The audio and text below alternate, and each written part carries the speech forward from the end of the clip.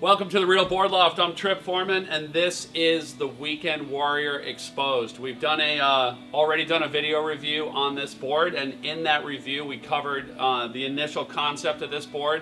Basically, Matt Biolos was spending a ton of time on his new V2 shortboard and wanted a step-down board for softer, mushier waves, and came up with this design based off his V2 shortboard. So he brought the length down, brought the width out, and then as you can see in the tail, put a lot of horsepower under his back foot with this wide tail, a lot of straight outline right here for drive, and then broke up that tail a little bit, gave it a new modern look by just taking this diamond tail and then just taking a notch out of the diamond tail.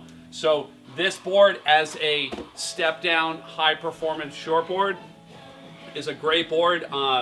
It's got a flatter rocker than the V2, and even flatter rocker than the V2, and it has more width than the V2, and it has that bigger tail, so it's going to get you into the wave faster, and it's going to create more horsepower to be able to make power where the wave doesn't have power. So everything that they set out to do with this design definitely works. So if you're an accomplished shortboard surfer and you're looking for a good step down board, you don't want to go with the round nose kind of hipster chubby boards. This is a really good board to look at. If you're good at making your board go rail to rail and generating speed, this board is going to be awesome for making speed in small waves or in mushy conditions.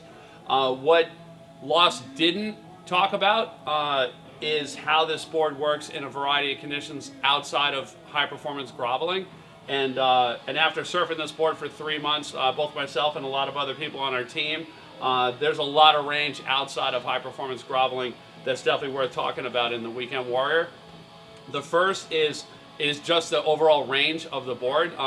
It'll work way outside of grovel conditions. We've ridden it up to a foot or two overhead, and with good results. I mean, yes, if you had a rock up or if you had a mini driver, that would work better. But the fact that a board that's considered a grovel board is still going to work in those conditions is awesome.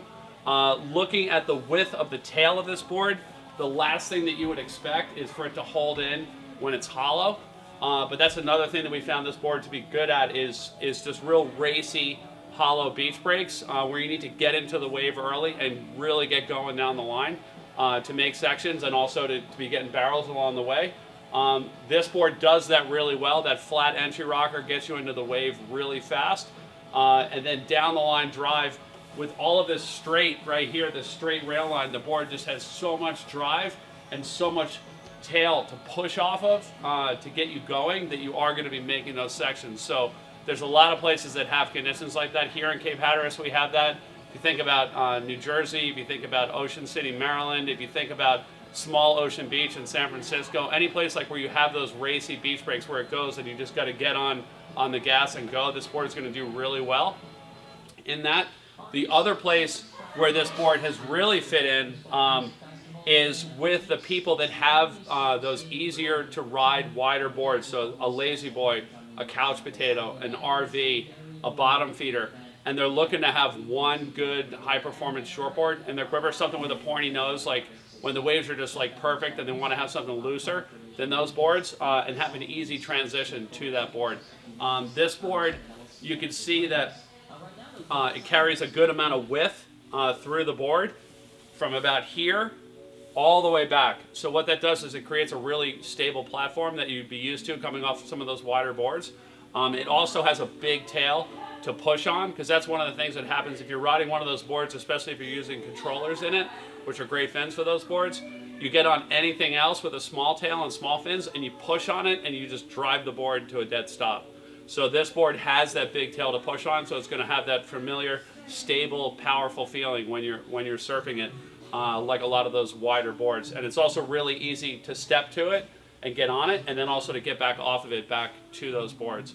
So that's all those different ranges are things that we've found over the last 3 months that weren't even really mentioned when Lost released the board, and are actually a big part of the market out there that people are looking for boards to complement their quivers. Comparing it to if you're coming off one of those wider boards, why would you go to this board?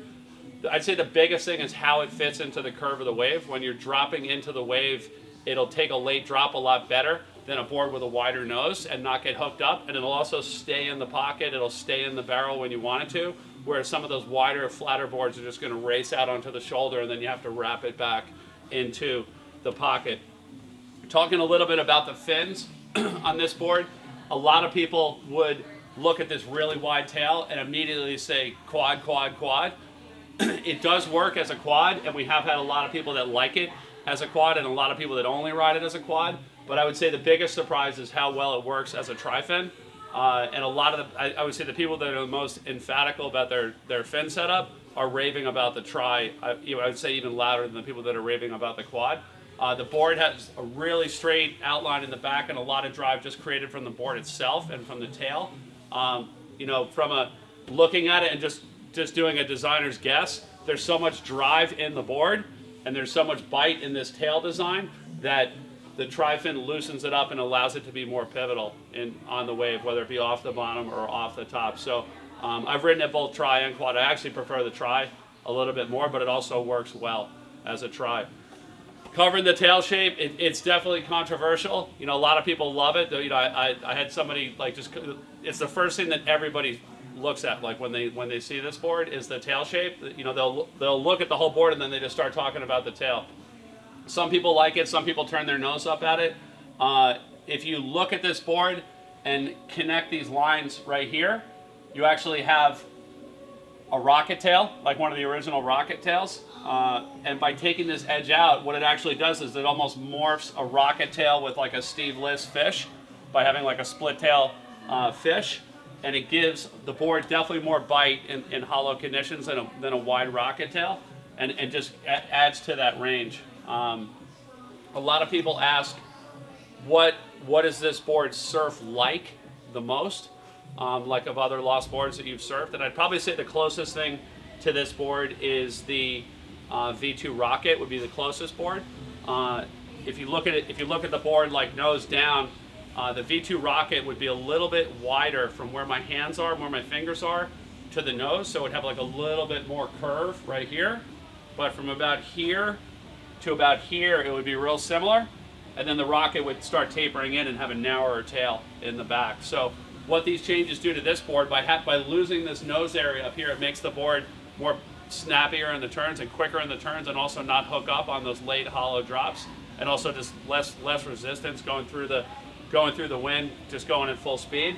Having that wider tail is just going to give you more drive, and having that straight outline right here is going to give you more drive, but having that knockout out of the tail releases some of that pressure and just gives you more grip in the wave. But I would say definitely like the closest board to it would be the V2 Rocket, but this has a more performance feel by losing that bullet nose, and then also more horsepower than the V2 by having this really straight outline out the back and this wider tail, but still having that bite into the wave when it gets juicier by having this knocked out in the back.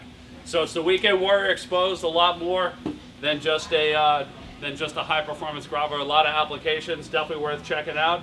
Read the review on this page as well, and if you have any questions, you can check out more of the Weekend Warrior on our website, realwatersports.com, or give us a call. Thanks for tuning in.